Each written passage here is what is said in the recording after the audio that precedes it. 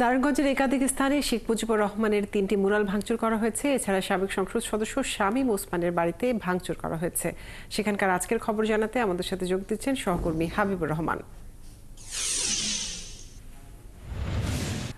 হাবিবুর, আজকে জেলার সার্বিক পরিস্থিতি কেমন দেখছেন? ছাত্র জনতার কর্মসূচি নিয়ে কি বলছে সাধারণ মানুষ?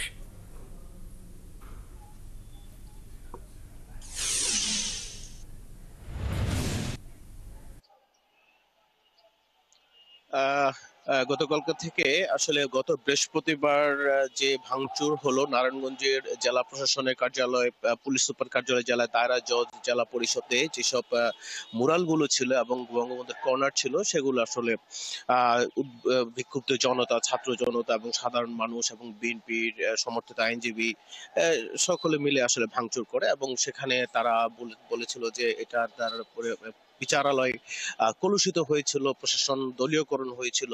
এই ধরনের সিম্বলিক আইকন এখানে থাকতে পারে না, এই ধরনের মূর্তি কিংবা মুরাল এখানে থাকতে পারে না। পাশাপাশি আরেকটা বিষয়, যেটা বাংলাদেশ আওয়ামী লীগ যে বাসায় বসে জন্ম হয়ে চলেছে বাইতুল আমান, যেটা শামীম ওসমান, সাবেক এমপি শামীম ওসমানের দাদার বাড়ি হিসাবে পরিচিত, সেই বাইতুল আমান ভবনে কিন্তু গতকালকে বুলডোজার দিয়ে রাতের বেলা গুড়িয়ে দেওয়া হয়।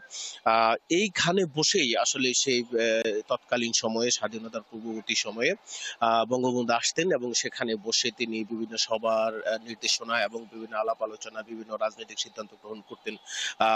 তো সেই বাড়িটি আসলে গুড়িয়ে দেওয়া হয়েছে এবং বলা হয়েছে যে এখানে বসে যেহেতু তারা রাজনৈতিক কর্মকাণ্ড করেছিলেন, এখান থেকে যেহেতু এই ধরনের একটা দলের জন্ম হয়েছে, এটা এখানে থাকতে পারে না।